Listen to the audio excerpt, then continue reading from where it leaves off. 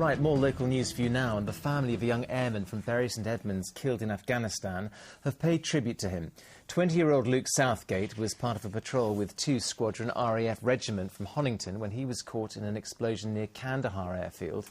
His family have described him as the best son, brother and boyfriend any of us could ever have wished for. An investigation has been launched after a man died in a fire at his home in Norfolk.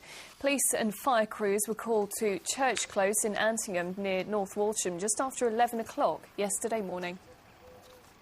2 students from Norfolk are to cycle the length of Britain as a tribute to one of their teachers who died last month. 31-year-old Luke Day, who taught French at Costessey High School near Norwich, drowned while on honeymoon in Egypt. Today, a coroner recorded a verdict of accidental death. Malcolm Robertson reports.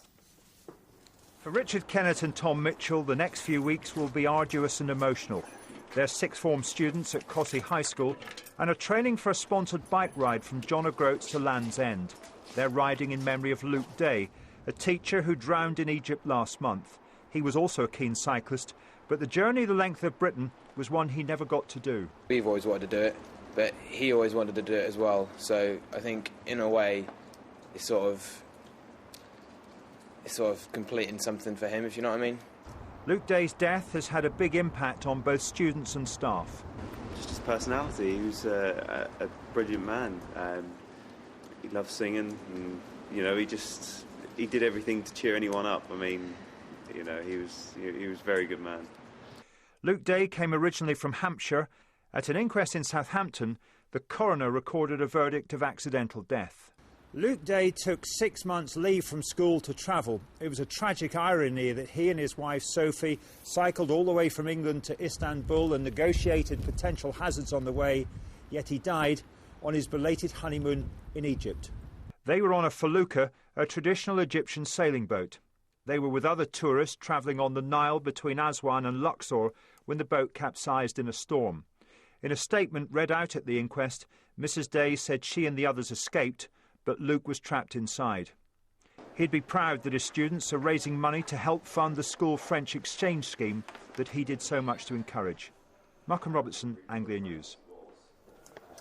An Essex MP has raised questions in Parliament over the proposed closure of the Eon call centre at Rayleigh.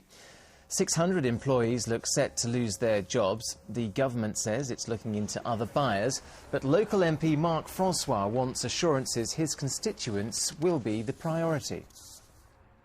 I realise that the company needs to make a profit, but given that the division is now doing so again, and that the employees in Rayleigh, who earn an average of less than £20,000 a year, have contributed actively to that turnaround, it seems scant reward for them to then be made redundant by Eon shortly thereafter. Meanwhile, employees at Kettle Foods, based outside of Norwich, are hoping that its sale to a US snack firm for more than £400 million is to not threaten their jobs.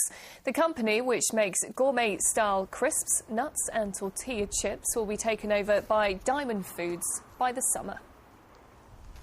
Well, football finances are in the news again today after a Premiership club went into administration for the very first time. Well, and it's an experience which Ipswich suffered 7 years ago.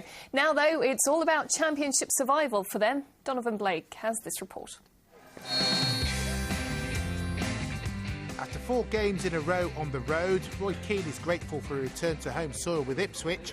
His team picked up 7 points out of a possible 12 in that sequence, but the schedule has taken its toll on his squad ahead of their meeting with Bristol City. Especially in the short space of time, the more injuries you're going to get. It's obvious, and even 1 or 2 of the players away next week on international. So, just 3 lads haven't trained. They probably might even train today, but I'll give them as much opportunity as I can to try and see if they're fit. Peterborough visit Swansea as they continue their bid for the Great Escape, and their chairman Darragh McAntony believes striker Craig McHale-Smith can play a big part in that bid.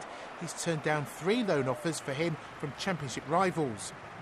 Now, will Ollie Johnson's super sub performance for Norwich on Tuesday tempt manager Paul Lambert to throw him in from the start at Oldham? He certainly makes an impact from the bench, but Lambert says the whole squad is buzzing, as you'd expect from league leaders. We've always tried to keep it upbeat. We've always tried to keep the enthusiasm there, and the lads they've done it themselves. They're the ones that are important to me, them and the fans. The weather halted Colchester's promotion drive in midweek. Tomorrow they visit Bristol Rovers, with longest-serving player Kem Izzet signing a new 2-year contract. But it's the threat of relegation which is the big worry for Essex rival Southend, whose financial situation is still an issue. Still without a win in 2010, tonight they host Charlton, which means the return of former midfielder Nicky Bailey, who could be in for a hot reception at Roots Hall. Donovan Blake, Anglia News. The weekend ahead. Now, a rower from Essex has smashed a transatlantic record. His name is Charlie Pitcher. He's a 47-year-old father of 4 from Felsted who completed his journey of 2,548 nautical miles from the Canary Islands to Antigua in just 52 days. It beat the former UK solo record by a massive 7 days.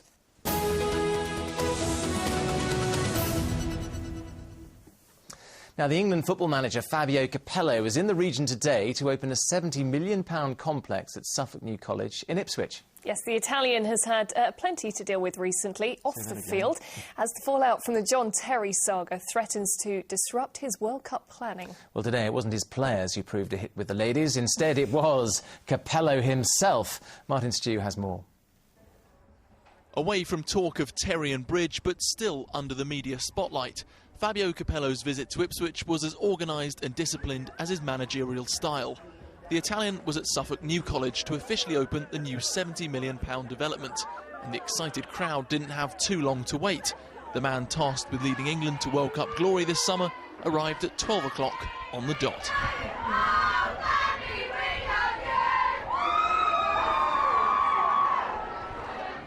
Mr. Capello.